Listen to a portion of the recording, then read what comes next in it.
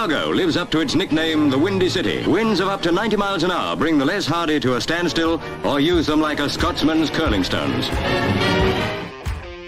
Alley fight between Fitz and Combs. You both get to pick 3 all-time Sox and Cubs as part of your alley fight. My number 1 draft pick is Michael Barrett. Michael Barrett, you're out of your mind. Michael Barrett, do you see that right hook? Ask AJ Przinsky if he wants to get hit with that right hook again. You can ask AJ Przinsky that. I will. That's such a podcast question. Shut up. Throw to Rizzo. It's in time. And the Chicago Cubs win the World Series. Uribe has it. He throws. Out! A White Sox winner and a World Championship.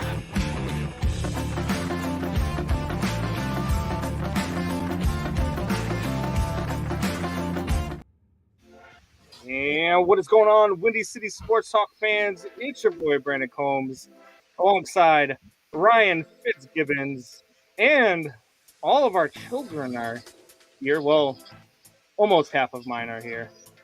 At any rate, we've got a lot to get to tonight. We're going to meet the kids of Windy City Sports Talk. We're also going to talk some Chicago Bears. Preseason week 1 is in the books. We've got a lot of stuff going on there.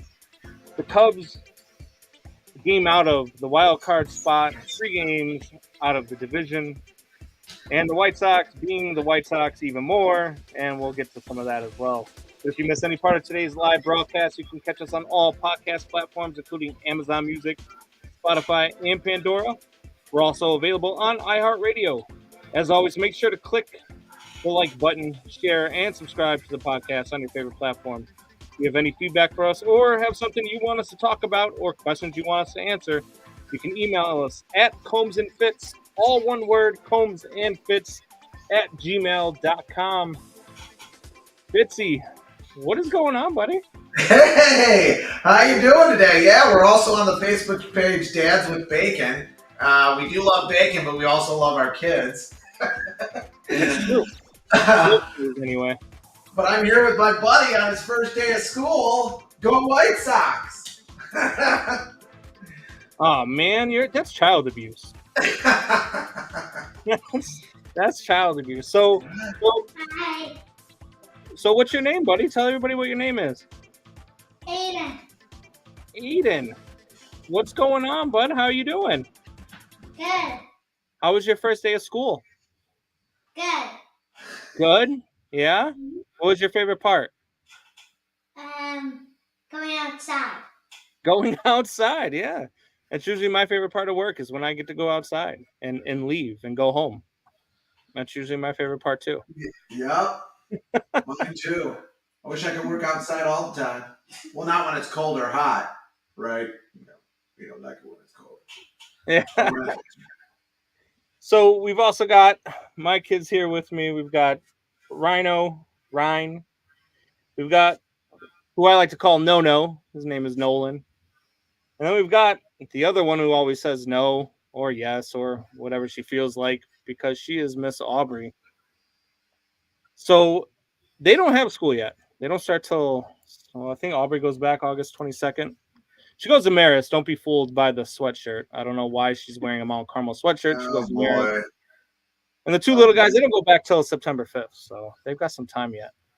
So like a week after we go back home.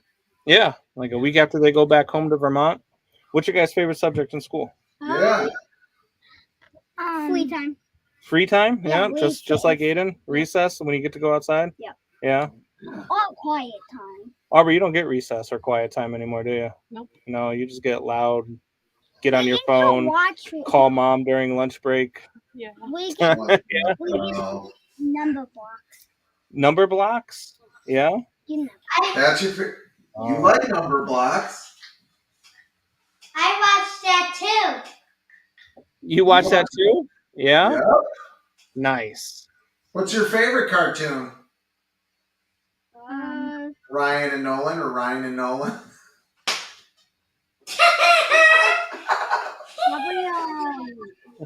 Loud House. Loud House? All right. So we got 1 vote for Loud House. What's your favorite cartoon? Loud House. 2 votes for Loud House. What's your favorite? Aubrey, what's your favorite cartoon? She loves SpongeBob. She loves it when it's on in the morning. She loves SpongeBob. I like Bluey. Bluey? Have you guys ever seen Bluey on YouTube? I hold it. Yeah. They used to like what was the other one? The guy there, Blippi? He was pretty Blimpy. cool. Blippy. Did you ever watch Blippy. Blippy? Yeah. Mm-hmm. Yeah. Uh-huh. Aubrey, don't you like Rick and Morty? English. Oh, Aubrey's favorite subject is English. Oh, Don't really? speak it very well, but she likes it. That was one of my favorite subjects. What's your It was favorite? actually What's your favorite to learn about? Animals? You think? animals. There you go. Aiden? What's your favorite sport? Is it football? Is it soccer? Is it basketball? Is it hockey? Baseball? I like soccer. You like soccer? What about you? Same. Right, yeah, Nolan's a soccer kid too. He loves soccer. Oh, wow, they like soccer too. What about you? Hockey. Hockey? Aubrey? Aubrey's lacrosse. She's a lacrosse player. Wow. Yeah. Going into her sophomore year at Marist, it's going to be a lot of fun watching the girls kick some butt. They were in the varsity team was in states this year, right? Yeah. So. Oh, wow. Yeah, they beat McCauley, the big rival. Oh, so that's great. Kick yeah. the butt. That's what we live for, right? I'm a Marist alum, so. Yeah. I went to Evergreen. I couldn't. My parents didn't afford to bring me through a good education. They were just like, here, just get a stupid degree and go do whatever you can. Evergreen's okay. At least there was women that went to that school. No Yeah. women went to school. You know what our claim to fame was at Evergreen was that the Unabomber went there. So. Oh my god! Did he really? Yeah. The Unabomber went to Evergreen Park High School, and then a bunch of us got suspended the year that he got caught because for Halloween we all came to school dressed as the Unabomber, so that was fun. About 15 of us went home early for a couple of days. Oh my god! Yes. Crazy. That's but crazy. You guys have any questions for us? Anything you guys want to ask us? No? Do you have any questions? Mm-hmm. What's your question? I like to go to the zoo. We like to go to the zoo too, if that's a question. That's a great question. With these two boys here, it's like I live in a zoo, so. We went to Lincoln Park Zoo. Remember? We saw the new lion cubs. Yeah. Just last Thursday. That's awesome. So we're gonna have a barbecue this weekend. Aiden, you're gonna come swim with the guys or what? You're gonna come swimming? Yeah. He loves to swim. All right. He's like a little fish. You guys want to... This one was over here practicing before our show. I heard him from the other room, and he's over there. He's going, welcome to Windy City Sports Talk, where we talk about absolutely nothing. He's got a point. He does have a point. We talk about everything and nothing all at the same time. Yes. The Bears preseason game. That's something. Well, actually, it is nothing because it doesn't count. So we are on the Dads with Bacon network as well. So, we just wanted to give you guys a little insight as to what our families look like, what our lives look like. We're pretty busy when, we get out of work after a full-time job, and then we come home. We try to make time for our families and still bring you guys the sports talk that we try to bring you guys. So, yeah, check it out. Dads with Bacon on Facebook. And we'll be around and for a while, especially with that group. They got a lot of good stuff going on. They got a lot of different groups with Dads with Bacon. So definitely check them out and check us out on the Dads with Bacon network as well. All right, guys. Thanks for coming on. Say bye. Bye. Bye. Wave bye. Bye. Bye, Aubrey. Bye, Nolan. Bye, Ryan. Bye. Okay, ready? Go on. Go bye, Mama. Love you. Oh, you got it.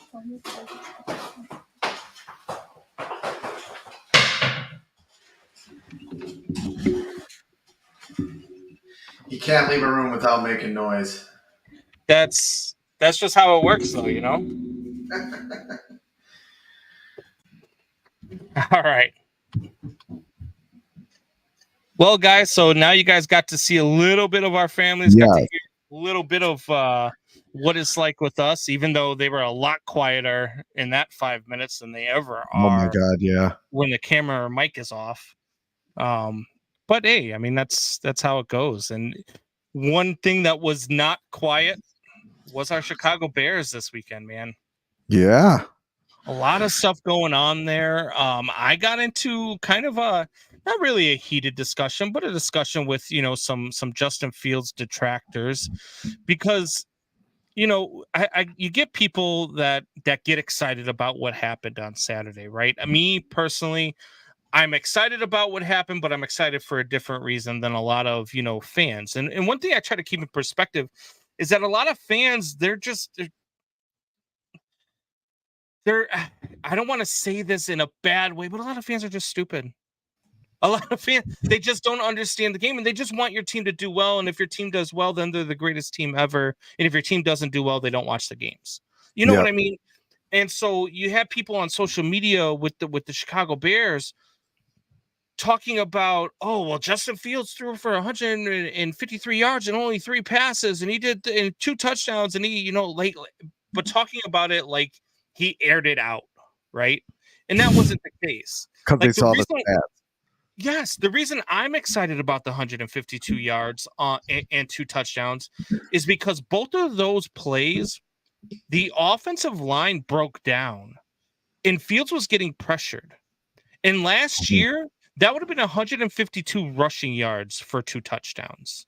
And this year, if you're lucky. Yeah. And this year, he checked down. He found a weapon. He put it in their hands, and he let them do what they're there to do. And that's all the work. He let his workhorses work. And that is a step in the right direction with this team. That's a step in the right direction with Justin Fields, because last year, that stuff was not happening. So, yes, for the detractors out there saying, oh, Justin Fields, he didn't do nothing. He just threw 2 screen passes. You're correct. He just threw 2 screen passes, but that is light years from what it was last year. So allow Bears fans to be excited about it and understand that 95% of fans are just idiots. You've got guys out there that are talking about, when the Colts are 0-1. Oh, here we go. The Colts they're just the Colts. They're going to be the bottom 3 in the league. They've got a very talented team. You're not going to be bottom 3 in the league. But what you're going to be is a team that's 0-1 in the preseason. Last year, the Bears were 3. The Bears are 4-0 since Eberflus took over in the preseason. They won 3. They won 3 games in the regular season, which matched their win total in the preseason. Preseason doesn't matter. Preseason is about seeing what you have when you have it, and what you have in depth as well. And that's what I like about the preseason, and that's what it showed this week. That's what the Bears showed this week. They showed what they have in depth. They showed what they don't have in depth. There's a quarterback on this roster that should not be on this roster for damn sure. And there's some players that you look at and you're like, I like what you did there. Roshan Johnson from this past game against the Tennessee Titans, where he looked really good, is now taking reps with the first team offense. He is splitting reps with Khalil Herbert and the first team offense this week in practice because of what he showed on Saturday, plus what he's shown in practice with the downhill running. They like his style. They like what he can do. Mm-hmm. So now you're going to get to see it in the next preseason game, what he can do with the number 1 offense. Like, that's the stuff you want to see. You want to see what your depth chart looks like. You want to see how deep each position is. And the Bears keep getting deeper and deeper, and we'll get into that in just a few minutes. But that's what you want to see out of the preseason. So when fans get excited about a preseason game and numbers that they see in the preseason, take 2 things into context. 1, let them be excited. 2, if they're not excited about it for the right reasons, who cares? Who cares? The numbers are the numbers. True. Yeah. What was your take? I just think that one play is kind of a microcosm of everything that could be possible in this season, right? The play to DJ Moore. I mean, I think I texted you about it. That was my first thought. Like, Justin Fields doing less and them still scoring points. Yes. On almost every touchdown, it was Justin Fields giving maximum effort. And Right. yeah, Wilson Johnson's going to be I think he'll be a nice player. I love that downhill running. They need a back like that, especially since David Montgomery was sort of the de facto back for that. I think Deontay Foreman will be that guy too, but that DJ Moore play, if you don't get excited about that, you're crazy. I mean, 25 touchdowns came from Justin Fields last season. There wasn't many touchdowns outside of that. I mean, there's a when few. was the last time the Bears had a weapon that had the capability of doing that? Brandon Marshall. As a wide receiver, Brandon Marshall. I guess you can go back to Matt Forte, probably. Yeah. He had a chance to take it to the house on some carries or even took some passes, some deep passes from Jay Cutler on a few occasions. But I mean, that's your running back's not supposed to be that person. Maybe Allen Robinson, I guess, but not I would never have put Allen Robinson in the after he blew out his knee. I wouldn't put him in the explosive category. Yeah, I like what I saw. I like what I saw from the wide receiving core. I like what I saw from DJ Moore. I like a lot of the things that I'm seeing from this offense early, right? Mm-hmm. You look at some of these other things that have gone. Like, I watched a lot of football this weekend. I watched, the 49ers and Trey Lance, who looks terrible, by the way. I posted in an NFL talk group. Well, because I wanted to see what they look like, and they're playing the Raiders. I want to see what the Raiders look like. But you look at what Trey Lance was doing versus the third string in the third quarter, and he looked awful. He does not look like a guy that can be the future of that franchise. You look at Anthony Richardson, who just got the go ahead from the Colts that he's the starting quarterback after week 1, where he threw an interception where he had 0 wide receivers in the area and he threw it directly to a defender. Like, so you watch some of those things and you start looking at your team, you're like, yeah, I like what I saw. I think the Bears looked really good compared to some other teams in this league. I think that what you saw in week 1 was that the Bears have some good depth. The Bears have weapons. Something we've never been able to say. The Bears have a legit offense. Legit offense. It looks like it. There was even, you saw Braxton Jones out there blocking. Yeah. A couple of the receivers had good blocks. Mooney had a good block.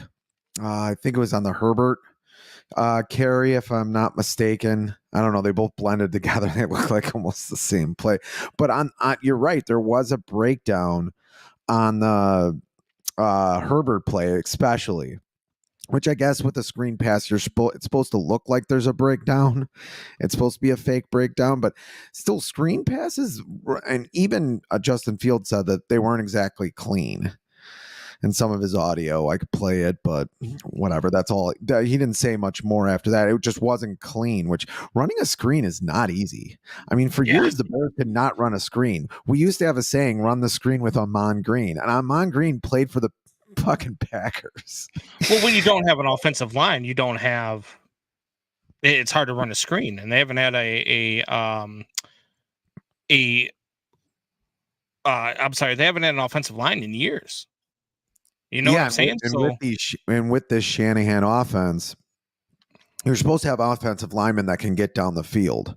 I mean, not before you pass the ball. That's illegal, which I think the Khalil Herbert play might have been called back in a regular season game. I could be wrong. I'd have to look at it a couple more times, but just looking at it 2 or 3 times, it looked like it might have had ineligible guys downfield, but I could be wrong on that.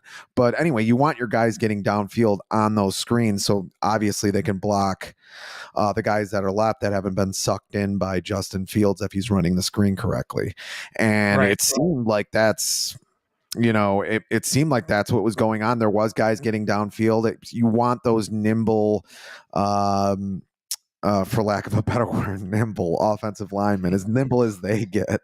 But I mean, we did have one offensive lineman training to be a wide receiver in the offseason, but I don't think he was doing that on purpose.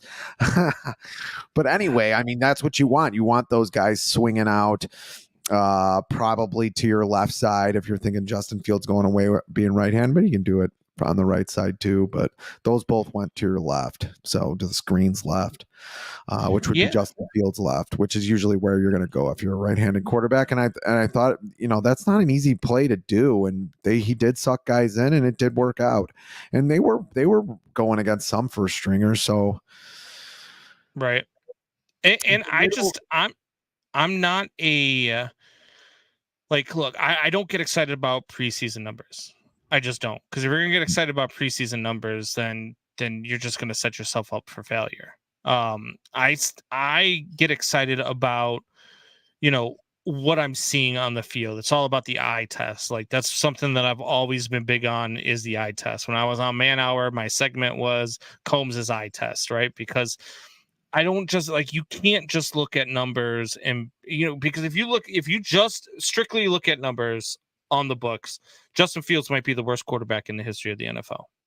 If you strictly look at numbers, you've got guys who were in the league for about 6 games who were absolute studs, right? Like, who was the Packers quarterback who came in for Aaron Rodgers when he was hurt, then signed a big contract with Seattle, and then lost his job to Russell Wilson in the same preseason? You know what I mean? Like, you can't just look at numbers. You have to use your eyes. You have to see what is going on in front of you. And for me, I'm excited about what's going on in front of me. I'm excited about Justin Fields. I'm excited about this season. And I really feel like when we talked about 10 to 12 wins, I think we're correct. I think that's where we're at with the Chicago Bears.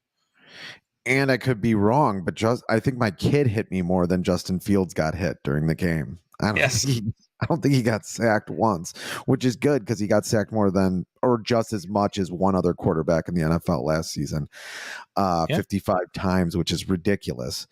Right. In 15 games, by the way, he didn't play in 2 games, and he still had the lead. So he didn't get touched. Not a lot of injuries popping up. We do have a couple. Tremaine Edmonds is hurt. They did pick up what was it, Malik? I forget his last name, or that could be his last name. He's going to be like a second. Michael. What was his name? Michael Washington, or Michael? I forget. Michael Anderson, maybe. From the Falcons, linebacker from the Falcons. They added some depth there. I mean, conflating him with another name. Michael Walker. Michael Walker. There you go. It's a good pickup. I mean, the guy had a career year, but it was also his only year that he's been on the field. And then he gets cut by the Falcons. Now, who knows if that's a money thing or whatever the case is, and the Falcons just aren't going to be good this year. Maybe they are just shedding some empty weight. But I like what Poles has done, and I'm not sure, but it raises the question: is Ryan Poles already the best GM in Bears history? He just keeps adding pieces, man. You're going to give him that's like giving Rick Hahn the executive of the year in 2017. Well, let's go back and look at the history of GMs in Chicago Bears franchise history, and it's not going to be hard for you to be the best out of that bunch, right? And then you start looking at some of the things that you've done, where you've taken an all-pro linebacker and you let him go, and you said you weren't going to pay him the $100 million that he wants in Roquan Smith, and you've replaced him with 2 Pro Bowl caliber linebackers. One was a Pro Bowler last year. Other one has the potential to be a Pro Bowler, for about $27 million and a second-round draft pick. Not only that, you continue to add depth. You made that trade to go ahead and get DJ Moore. The draft pick of Roschon Johnson, I think, is going to be something that really stands out for people by the end of this season.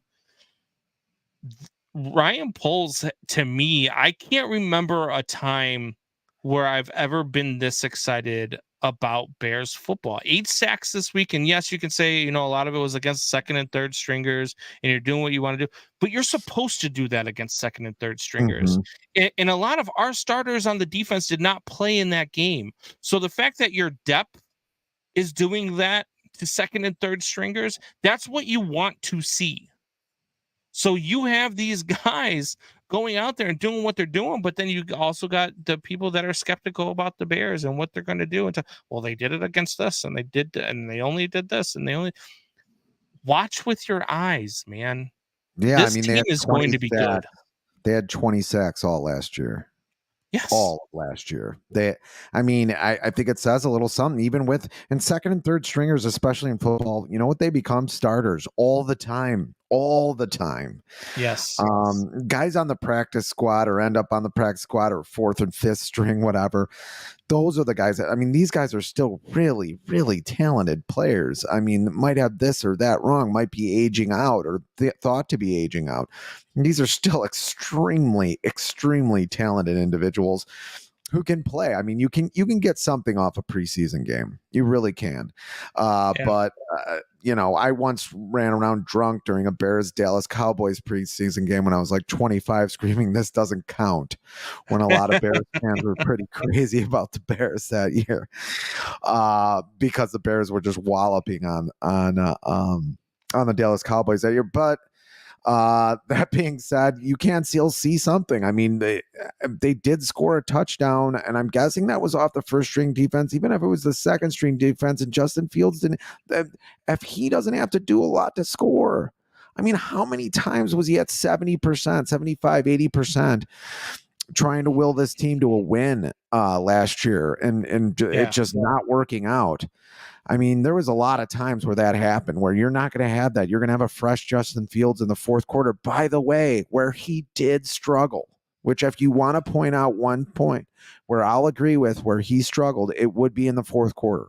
He definitely struggled then at the end of games because he's rushing for 100 yards, passing, doing 5 or 6 different things, doing run pass options, running, had 8 to 10 running plays called for him a game. They cannot do that to him this year. And I hope this shows them that they don't have to. Yeah. And I hope for me personally, watching him throw them screen passes while evading a pass rush that got through the offensive line. One of the plays, I believe it was Tevin Jenkins, who went the wrong way because now he's playing on the opposite side. So he blocked like a right guard, but now he's playing left guard.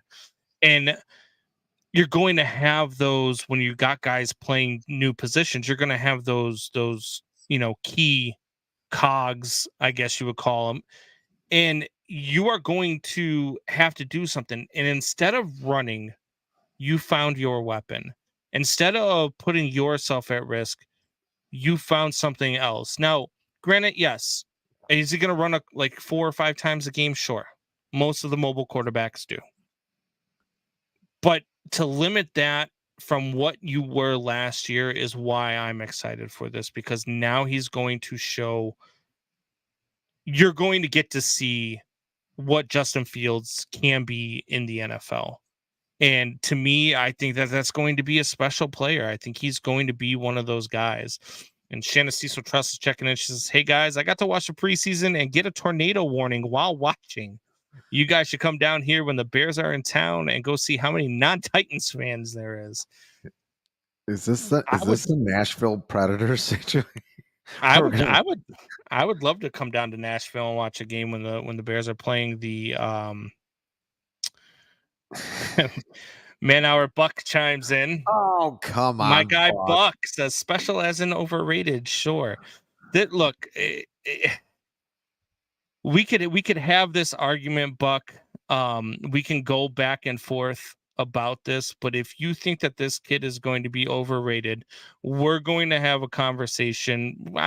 We could either have it halfway through the year or we could have it at the end of the year if you want. But this kid he's not overrated. And not overrated at all. Was the one that during the draft was saying Kenny Pickett was going to be good for the Steelers. Oh, look, Kenny Pickett's they're going to be great. He's 5-20 I hate this argument. Here we go. He's 5-20 as a starter. He's 5-20 as a starter with the worst coach in the NFL history running his plays, making his play calls, refusing to change play calls. You're talking about 10 straight losses in a season where they are trying to lose games. They had how many leads heading into the second half and just stopped running the ball, stopped doing the things that they do well, and started doing the things that they knew were going to fail because they wanted to lose games at the end of that season. That was a 7-win team last year that won 3 games. They were a 7-8 team. That's why all the people now talking about them only being a 6 to 7 win team this year is insane. And it's asinine. And you guys are going to find that out. I don't even, we could talk about it all you want. Time's going to tell. Either I'm going to be right or I'm going to be wrong. And I'll admit it if I'm wrong. But I'm telling you right now, when you with 5 passes, I don't think he had 3 games with 5 passes. Buck just starts spouting stuff out when you get him going. He just starts random shit starts coming out of his mouth. Buck, 7-win team, but we only won 3. That is the most Bear thing ever, he says. I guess if you're not watching the games, and if you're only looking at it on paper, and if you're only looking at the numbers, and you're actually not watching, then that is when you don't understand. So, I mean, I don't know what to tell you. All I can tell you is watch this season play out. Watch what the Bears are. Watch how talented the offense is. And you're going to see this is going to be a 10 to 12 win team as long, and I've said this before, as long as they are healthy for at least 14 games. If you get 14 games out of Fields and 14 games out of this offense, then you're going to have a 10 to 12 win team. Anyway. He keeps going. He's 10 to 12 win, but it's the NFL. There's got to be a but. There's always a but. Shannon said, I'll even let you use my address to get the tickets. It's got to be a Nashville thing. If they let you in. She says, try not to get my hopes up about the Bears. It's only preseason. I agree. And that's what I'm telling you. I'm not saying don't get your hope.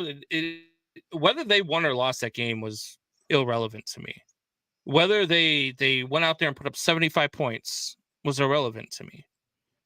How they looked in that game, the things that you're doing, watching Justin Fields check down and throw the ball instead of getting, into just a running mindset, that changes it for me. That is what shows growth. And that's what you're looking for out of Justin Fields. You're looking for him to take that next step. And that's what you haven't had. You haven't had a chance for him to take that next step because he went into a brand new offense in his second season. And the first offense that he had in the first season was atrocious, not geared towards him. And they kept doing things that were out of his comfort zone. They wouldn't let him loose. They wouldn't let him do things. And they even started that this year, this past year. In the first 4 or 5 games, they didn't let him loose. They kept him tight. They kept him in the pocket. They weren't letting him do the things. And then once they let him loose, after week 7 last year, he became the quarterback that he can be. He had the 4th highest QBR in the second half of last season. 4th highest. That means only 3 other quarterbacks were better than him after the first half of last season. So all of this nonsense with Buck talking about him looking this way and he's not going to be this and he's not going to be that. Just watch. That's all I've got to say is just watch, because you're going to see what we all see, what we've already seen. And I know there's even Bears fans that are detractors. It's not just Buck. There's Bears fans saying this stuff on Chicago sports radio that don't believe in this kid, and that's fine. I call that Bears shell shock. They have Bears PTSD because we haven't seen that in this city. We haven't seen that in this town. The whole country does. They know the ineptitude of this organization. Never having every other team has had a 4,000-yard passer except for the Bears. Except for the Bears. I mean, every other team, even the fucking Browns.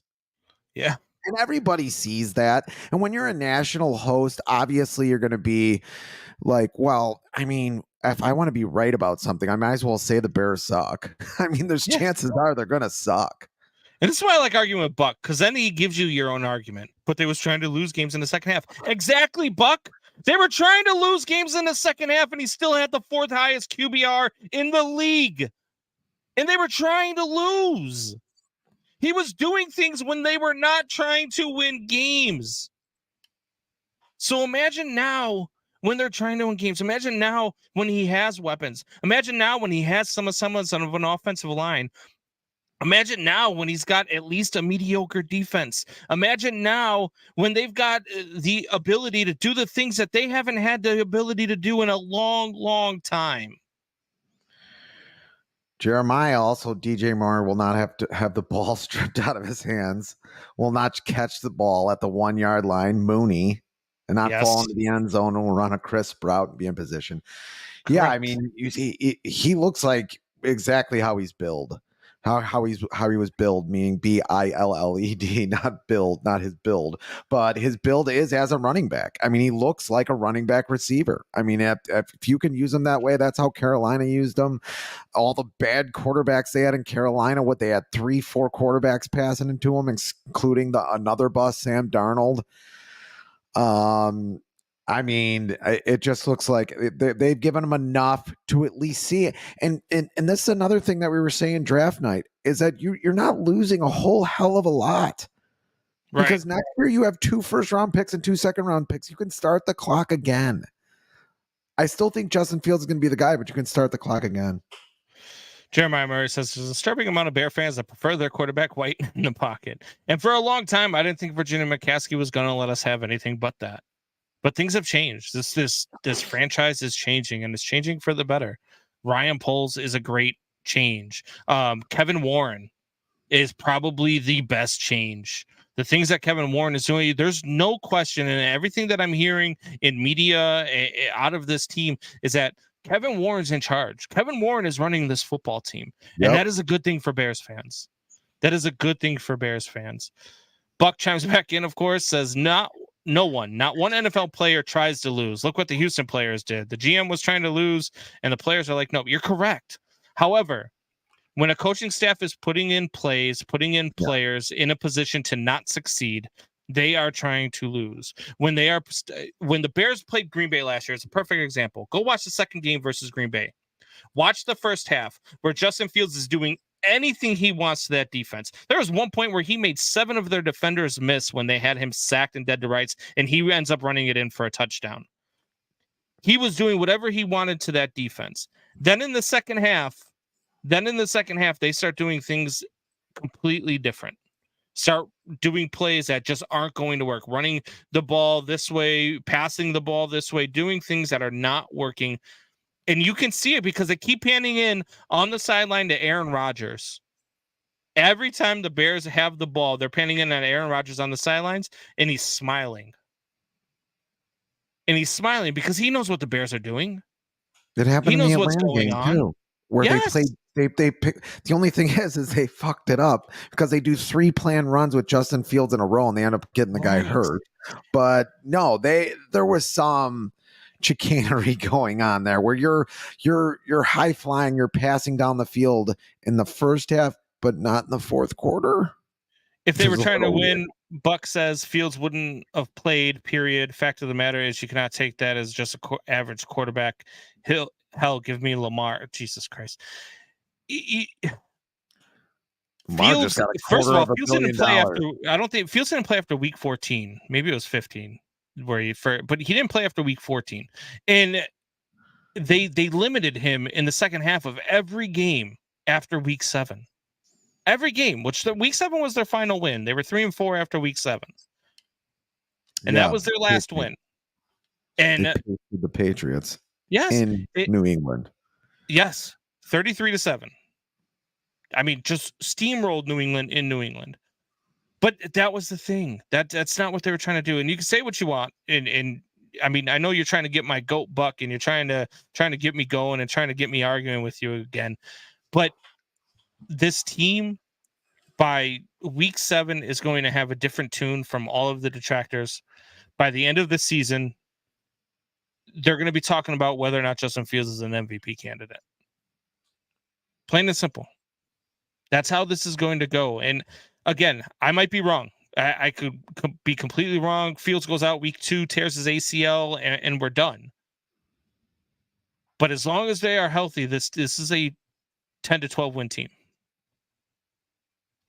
Buck says, I'll be in Chicago when they play the Lions, and we'll be wearing a Fields jersey. I will rip that thing off of you so fast. You will not come in my city wearing a Justin Fields jersey after the spit you've spewed about him. He wanted to wear a Packers jersey when we did the draft. I know. The south side of Chicago. He just, you know why? Because he's going to come in when they play the Lions. He's going to be wearing a Fields jersey because that's what Buck does. He jumps on bandwagons. That's why he's a Chiefs fan / Cowboys fan / Packers fan / now he's a Detroit Lions fan. Flavor of the month fan. Yeah. He's going to be whatever team is winning. That's the jersey he's going to have. So I can see. At least I can see the wagon. At least I can see the wagon. Oh boy. Jeremiah did have a good point not to keep this going. Yeah. If you're saying he wouldn't play if they were trying to lose, aren't you in fact saying he's a good player? Makes a good point there. He had to play last year. I mean, he has to get his reps in. They have to see what they got as well. They still didn't know what they got. And there's an argument to be had that they still don't 100% know. Even Poles has said it. I still need to see it happen with the arm. We all do. I think there was flashes of it last year. I think there was enough to see last year. And if he isn't the guy, you're right. Poles has given safety hatches everywhere for this team. That's why he's been such a good GM. And why? Because he always has a plan. At least he has a plan. Yes. Once we have a GM, excuse me, that has a goddamn plan. Right. Your safety hatch is 2 first-round picks and 2 second-round picks. If not this year, you win. You go 8-3. You put your foot on the gas before the trade deadline. They have a late buy this year too. Be a perfect time. You can wait until right before the trade deadline to maybe use one of those second-round picks to get somebody, maybe another receiver. Maybe you need another guy on the defensive side. I don't know what it's going to look like, exactly what it's going to look like then. But you keep, or you stay pat, or you're 3-8, or whatever it might be, 2-7.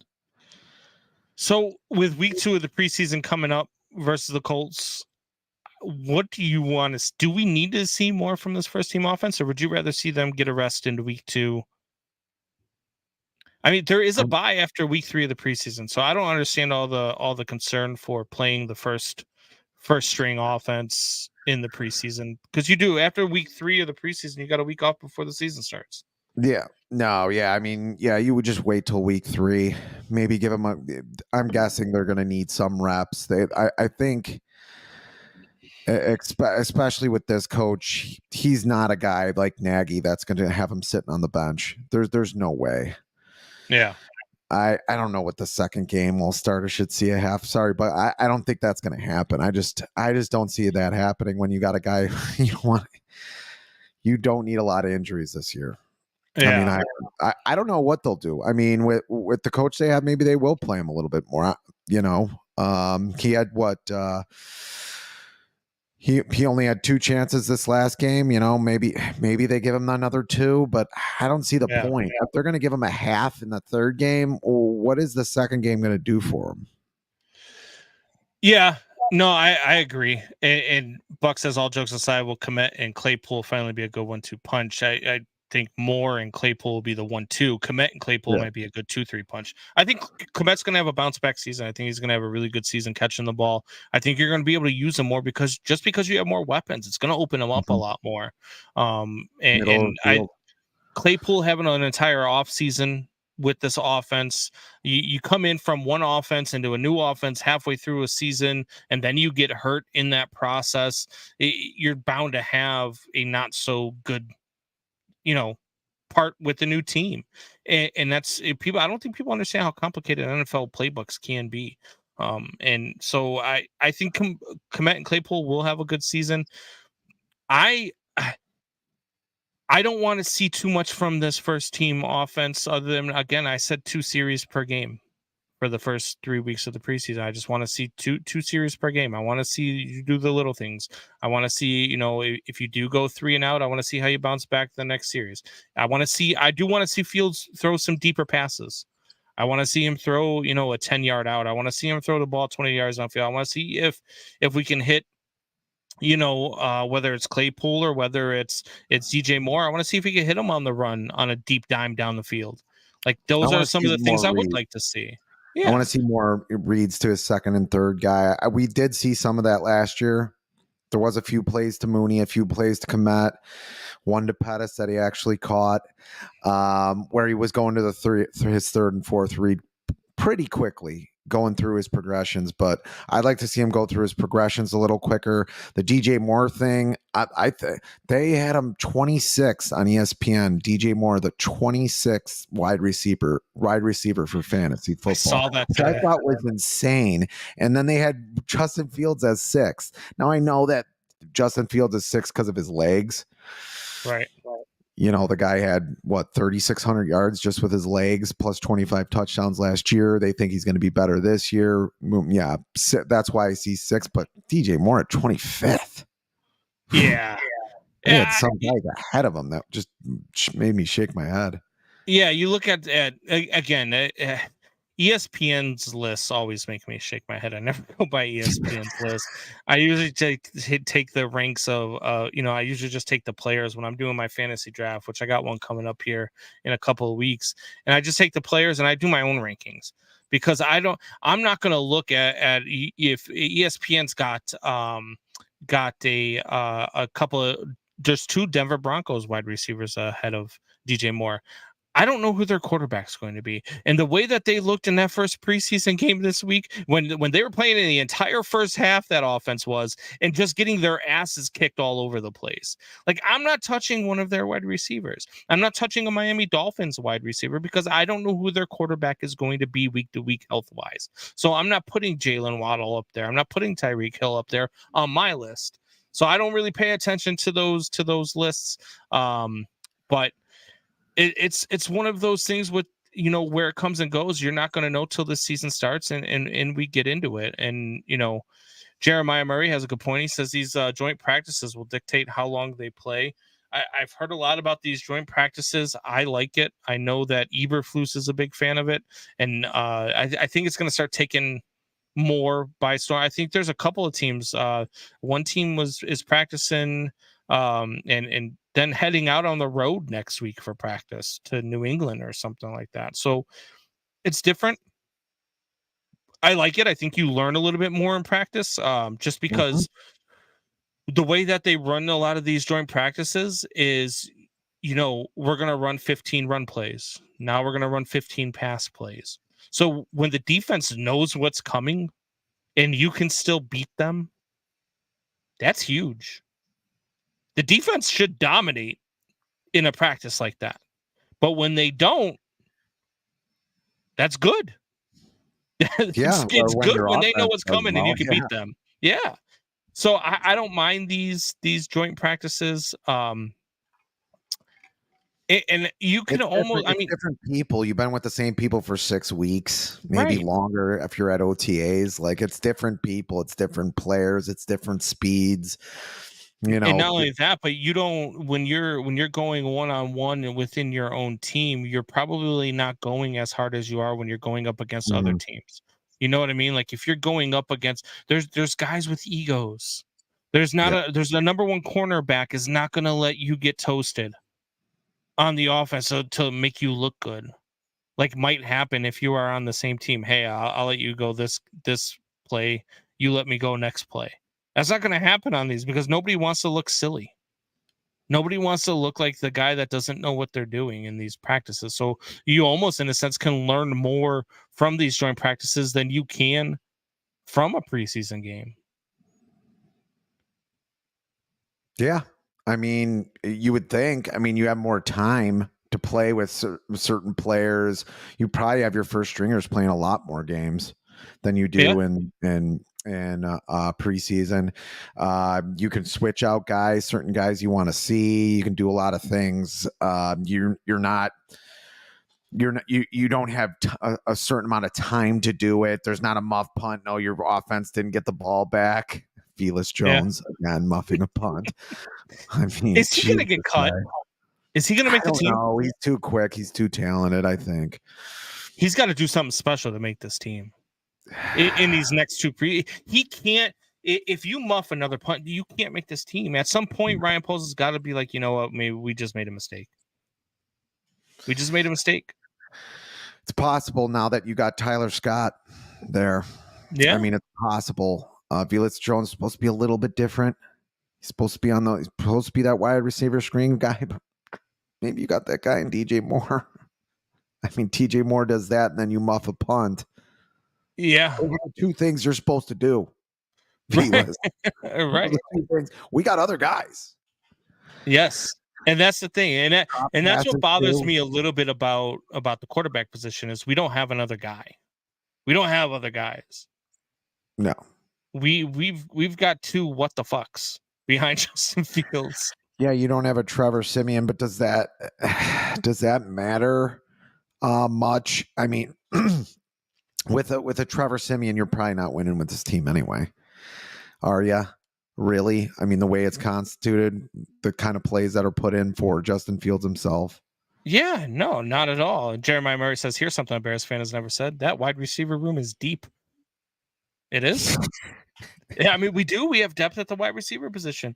We've also got depth at the linebacker position. We've got depth just about everywhere except for on the edge, where they did pick up Ngakoue. I saw Buck's question earlier: is Ngakoue going to be a starter? He's absolutely going to be a starter. Yes. They have nothing else. If I gotta watch Gibson, if I gotta watch Gibson all year by himself, though, I mean, I'm not doing it.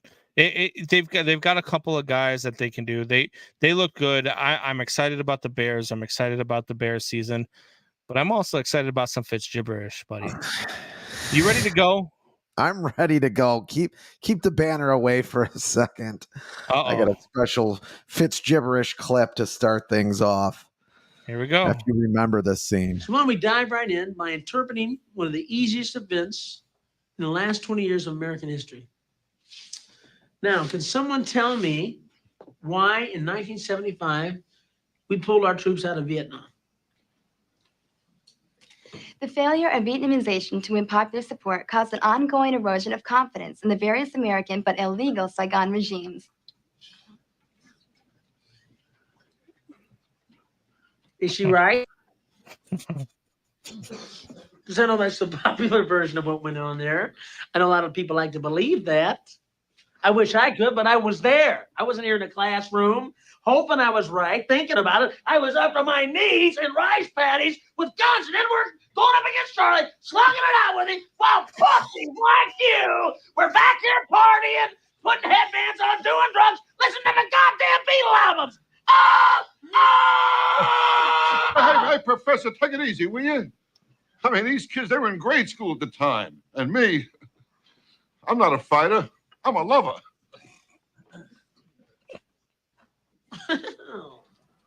Well, I didn't know you wanted to get involved with the discussion, Mr. Helper. But since you want, maybe you can help me, okay? You remember that thing we had about 30 years ago called that Korean conflict? Yeah, where we failed to achieve victory. How come we didn't cross the 38th parallel and push those rice eaters back to the Great Wall of China and take the first brick and nuke them back into the fucking Stone Age River? How come? Tell me why. Say it. All right, I'll say it. Because Truman was too much of a pussy wimp to let MacArthur go in there and blow out those commie bastards. Good answer. Good answer. I like the way you think.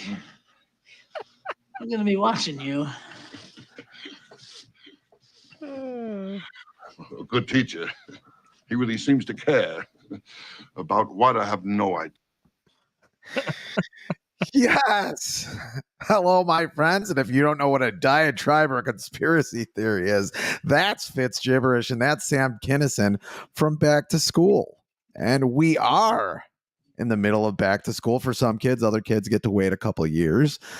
Classic movie, though, if you've never seen Back to School with the immortal, as I've already said, Sam Kinison, and of course, Rodney Dangerfield. Please run out and give it a spin in the spirit of Back to School. Lord knows we need to start celebrating rated R comedies again in this country. But yes, it's back to school for our little fuckers, which makes this a special Fitz Gibberish because my son, as I said earlier in the show, if you missed it, had his first day of kindergarten today. If you were looking back at this recording, son, I hope you didn't get indoctrinated into a shill for corporations, or worse, a Packers fan, or Buck for that matter. I'd like to say I put up a good fight and was strong when I dropped off the little bugger. But this morning I did cry like a kid who dropped his ice cream cone. Though long before I cried in front of teachers who were at least 15 years younger than me, I could not ignore the synonymous nature of school and sports. Especially when the new Untold Sports doc series on Netflix just dropped, simply titled Johnny Football, about the mercurial Johnny Manziel. It was most assuredly a money grab by the former Texas A&M star, but at this stage in his life, can you really blame him?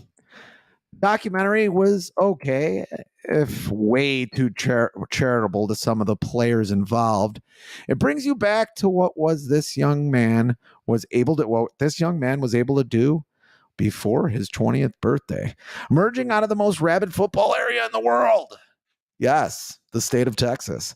He was the first college freshman to win the Heisman, and yes, a celebrity overnight when he beat undefeated Alabama. That's over 10 years ago. Can't believe it. The documentary does a good job of bringing you back to the Johnny Football craze and all its glory, the hundreds of thousands of dollars he made illegally in autographs, the drugs, and the $5 million he blew in months. Is combed over with fine care like Trump's hair after a helicopter ride.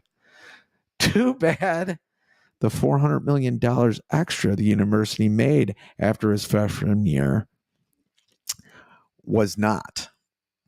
The lifestyle of Johnny was allowed to have that kind of definition. At an hour and 15 minutes, Johnny Football was at least an hour and 5 minutes about his partying and undisciplined behavior. His agent talks about the Cleveland Browns' admission that over his first year in the NFL, he had 0.0. Yes, that's a Mr. Blutarski from Animal House. 0.0 iPad screen time for the Cleveland Browns. Very little, though, was spent on the 19-year-old boy that was swept in the spotlight without any regret for his well-being. Devoured by vultures who have become way too common on this side of the American experience, his mom says after he won the Heisman, the look on his face was that of a boy afraid. Kind of like my boy's face looking back at my wife, Nicole, this morning as we passed him off to the teacher in the parking lot. Kind of like the hundreds of thousands of kids who will be passed off this week to teachers and administrators of many schools across America. I say boy when talking about Manziel because even though we allow them to be killed overseas at age 19, they are still boys. The male brain does not mature until 25, according to proven science.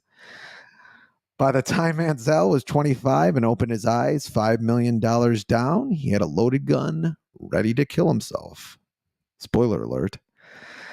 This wasn't Brady, Manning, or Breeze, who were able to expertly negotiate their own celebrity. But shouldn't we be equipped to help all kinds of youth, no matter the struggle? Heck, Manziel wasn't even equipped to face what Justin Fields has in his alarmingly first two seasons. Now, I don't know what was done to mitigate Manziel's struggles, but back in the day, we at least kept with the lie that we were giving these men education, that we were helping them to grow into manhood. We don't even pretend anymore. And that is a big shift, even if you haven't felt it or are still denying it.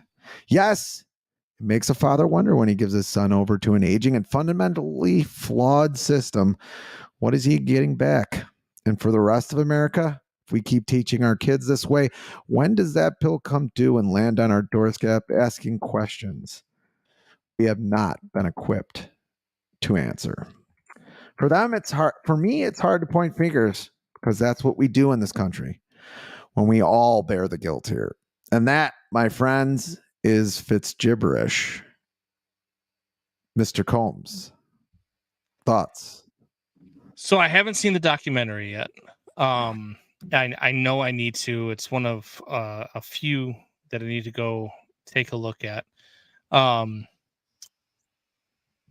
it's a sad state for athletes sometimes, because a lot of them will get taken advantage of. A lot of them will get taken for what they are.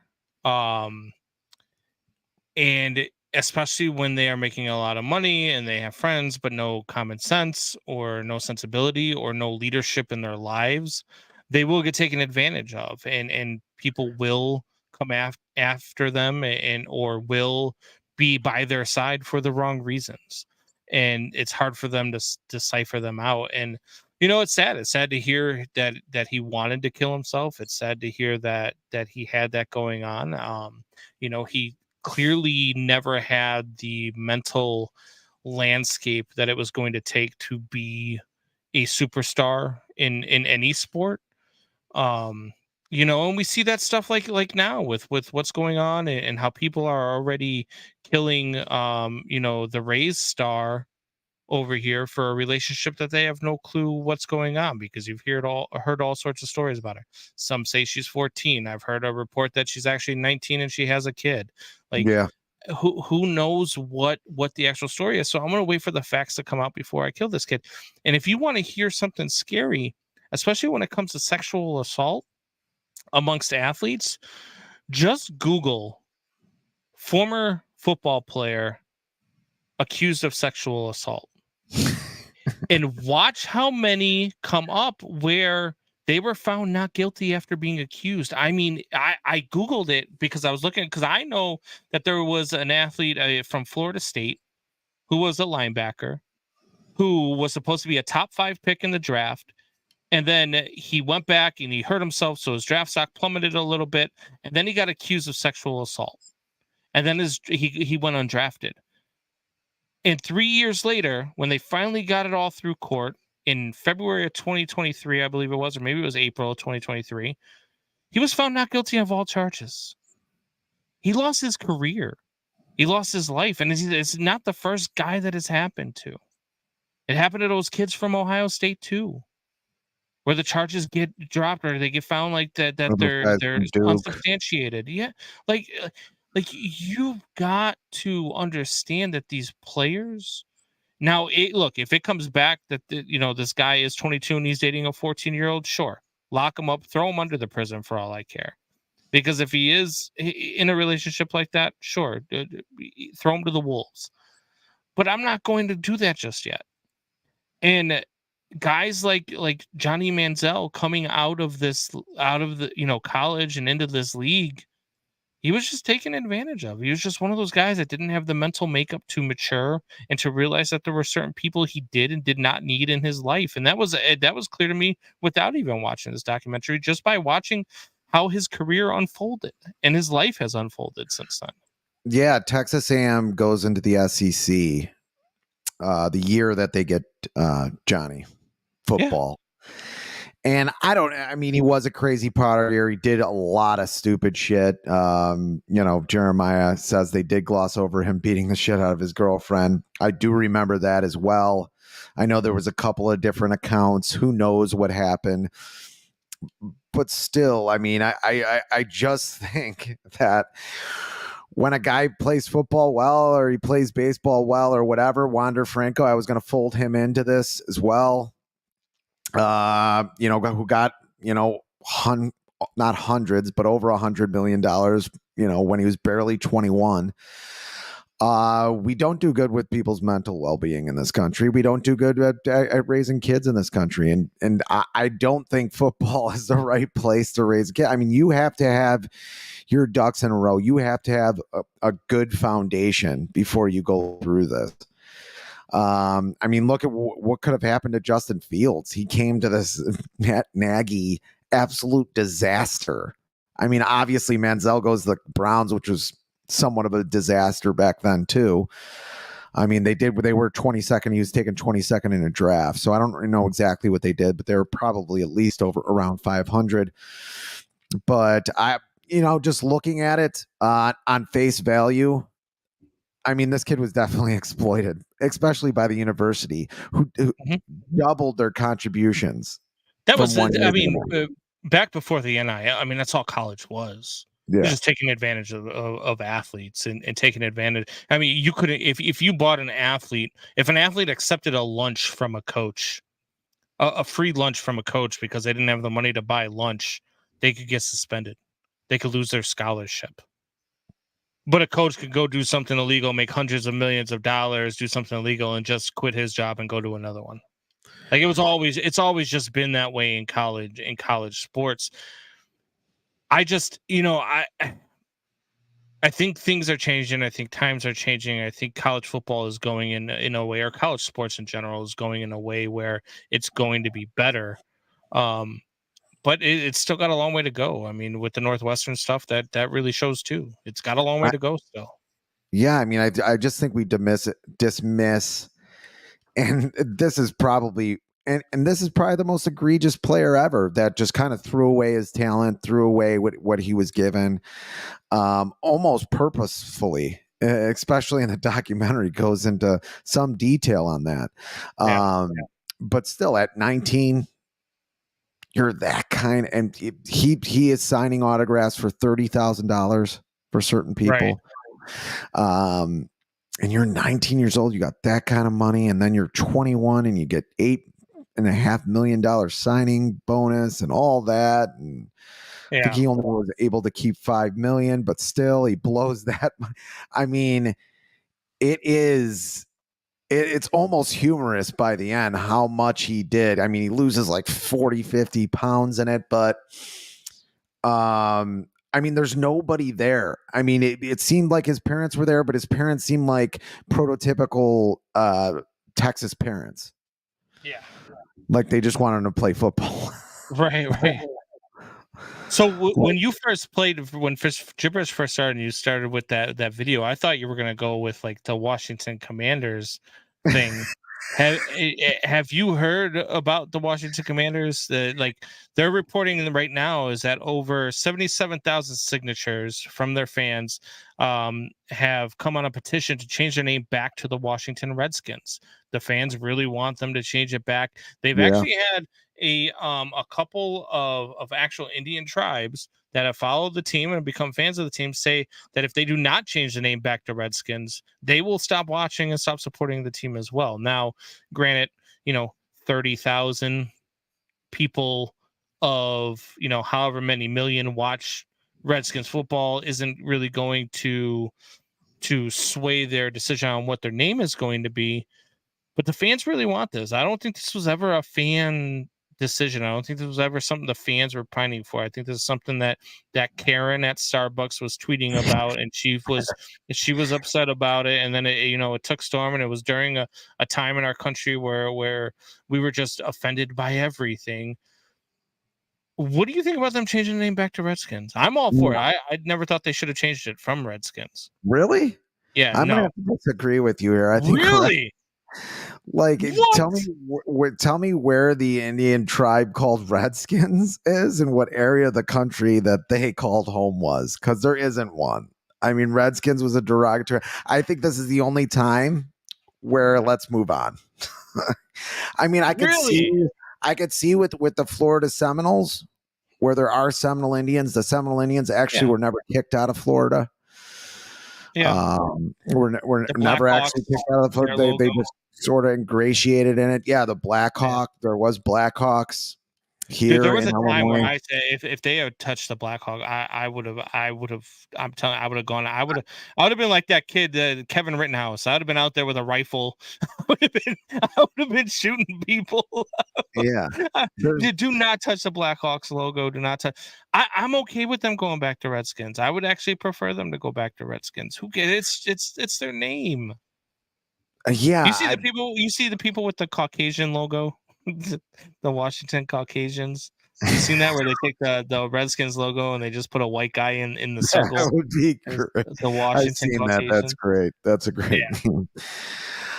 Yeah, it's just it's and I'll agree with and I'll give Shanna some time here too, but I agree with Jeremiah. It is the one I kind of get. I mean, because there is no Redskin Indian, and it was a derogatory name towards Indians. I mean, even the Cleveland Indians, I might even keep Indian. There is some Native Americans that are like, I don't care if you call me an Indian. Like that's what people used to call us. They had a cartoonish figure. They had a name in Cleveland that was perfect. The Cleveland Rockers. That would have been perfect. Rock and Roll Hall of Fame is there. The Spiders would have been perfect because it would have been a tribute to the Negro Leagues. It would have been a perfect. It'd have been a perfect name. And I for the life of me, I don't understand why they did it. And they got in trouble with the Guardians too. I think there was another team named the Cleveland Guardians they had to fight with for rights or something like that. God. But you'll never see me be on the side of censorship, but this is kind of one. I don't know. It's just. So if they changed it back, would you be against it? I'm not sure I care enough. Yeah. But if someone asked me on a sports show that I was co-hosting, yes, I would care. I would at least say that it's probably wrong. I mean, I don't want to get into all the honorable Indian tribe thing because they were cannibals and they were terrible, just like every other human beings were. I mean, they were pretty honorable when it came to the land and not destroying the land. That was pretty cool, but they were just as murderous and crazy as, and power hungry as any other human being was. But Redskin, I don't know. That's just, to me, there is no Redskin Indian.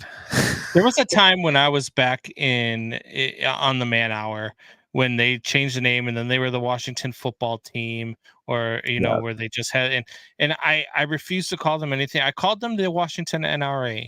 The Washington not Redskins anymore, because I'm not like to me it was stupid. It was that like same thing when Washington when the Bullets changed their name because of all the gun violence in the city. Like stop. Like from the Bullets to the Wizards because of all the violence in the city. The name of the basketball team does not affect how much violence there is in that city. As a matter of fact, I would almost say that when they were the Washington Bullets and now in 2023 when they're the Washington Wizards, there might be more deaths via gun violence in Washington now than there was when they were named the Bullets. You know what I mean? Like we just get to a point where it was a name. It's been their name their entire existence in the NFL. So why in 2021 did we all of a sudden have to change it? Can't they be the Washington lobbyists? Yeah, I mean, the Washington Snowflakes. Let's make them the Washington Snowflakes. Or, the Democrats. Let's name them something. Yeah, and again, I think there are some good names for Washington's football team. I just wouldn't be opposed to them becoming the Redskins again. I never had a problem with them being the Redskins before. I won't have a problem with them being the Redskins moving forward. But I will tell you this: when I was at the Marist High School, used to be the Marist Redskins, and the only now they're the Red Hawks. I didn't like Red Hawks because I didn't really get it. I was like, oh, whatever. How many Red Hawks do you see in Chicago? I think I wanted to be the Red Wolves when they had Red Wolf beer, and that's why I think I voted for Red Wolf, and they wouldn't do it.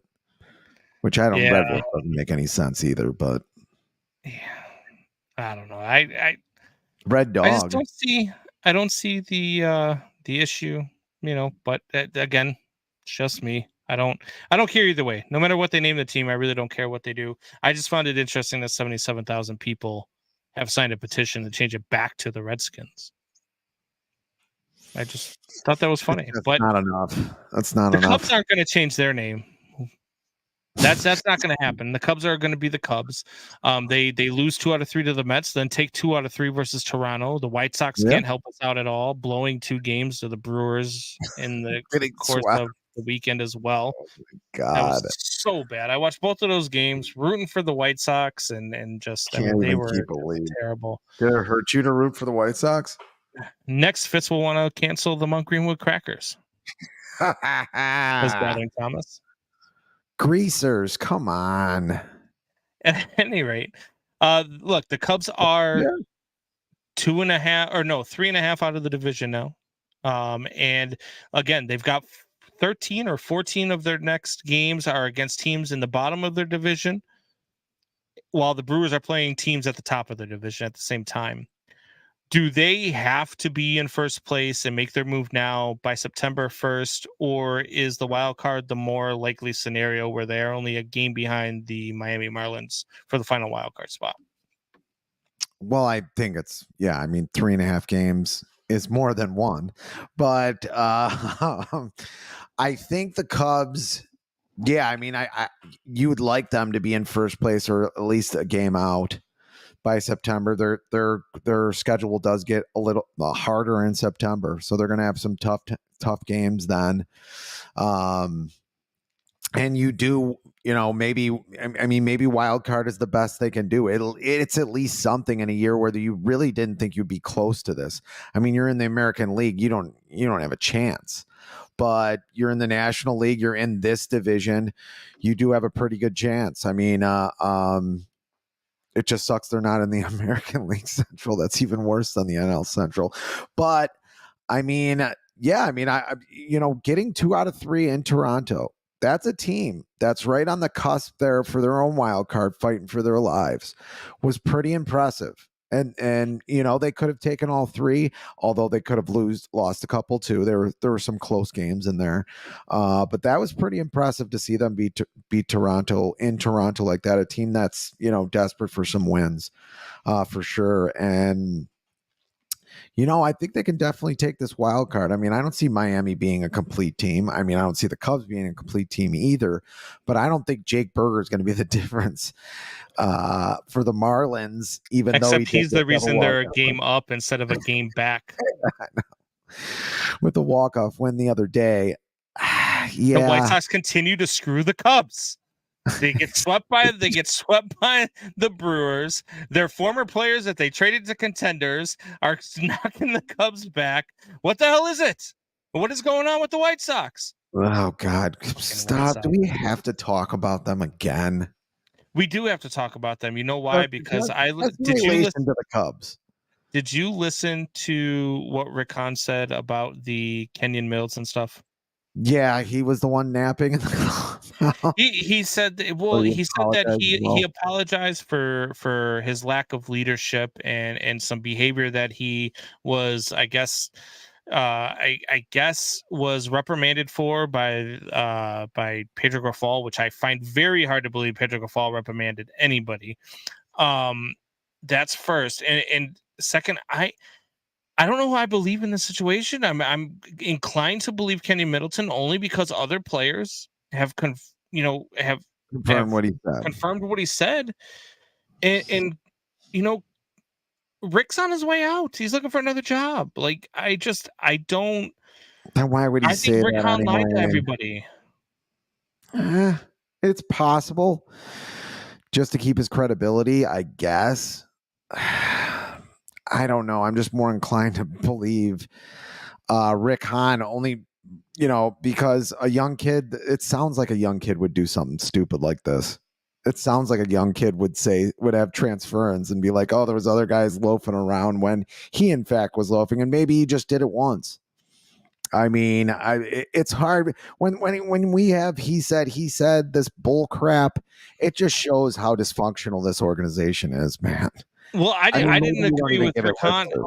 I really thought that Rick Hahn was lying when he started out that whole thing talking about how the White Sox actually showed leadership, and they showed it in that weekend when they had the fight versus the Cleveland Guardians.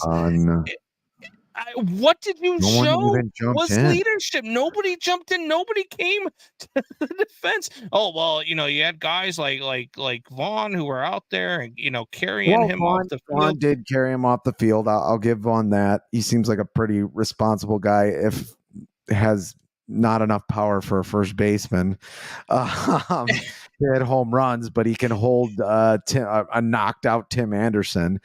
Yeah, if you're going to point to that and say that is leadership, you don't deserve to be a GM in this league. You do not deserve to be a GM in this league. And Andrew Vaughn, instead of carrying him off the field, should have been all over Jose Ramirez.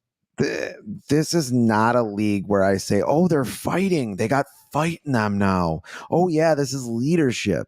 That's actually not what you want to do when you're playing baseball. You don't want to try real hard. You'll strike out 5 times in a game.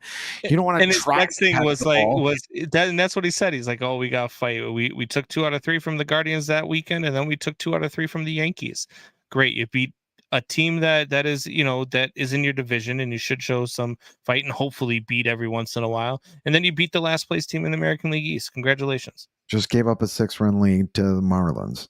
Right, and got swept by the Brewers, who's on their way down, is a team collapsing as well. It seems like all New York teams are collapsing this year with the Mets and the Yankees. Just, that whole thing. I think Boone's gone. I think Cashman's gone. I think, I mean, you got some trouble in New York. I mean, the only person that's going to be left is Cohen and Steinbrenner. and they'll both spend the money to get back into it. I mean, that's the difference between them and Chicago. We were salivating over Cohen. I mean, how wrong were we with our baseball? We're not wrong. He's going to spend more money to fix it, though, and that's the thing. Like, what he did was he spent a lot of. He did what same thing that I've been saying about the Yankees for a long time. He spent a lot of money, but just spent it in the wrong places. Yeah, that's why the Yankees haven't won since 2009. It's a harder journey in baseball. It just is. Like I say all the time, it's you have to innovate, and innovating takes time, not money. Yeah, no, I get it. Time and effort, not money. Well, it is closing time. It is time for us to get out of here. It has been a week. Next week we will be on live on Wednesday. Wednesday, the 23rd. Will be our next live show. We are going to be switching the show to Wednesdays for a couple of reasons. One, we are going to be doing the Bears pregame show. We are also hoping to be able to bring you some more Bears coverage on Wednesdays during the season, because that's when the coaches speak to the media and when we get our injured lists and stuff like that. So Wednesday seems like it's going to be the day. And so starting next week, we will be live Wednesdays, 7 p.m. Check us out. Same bat time, same bat channel. Till then, tell your friends, tell your neighbors, tell your enemies. We're out of here. Hey, fucking minute is.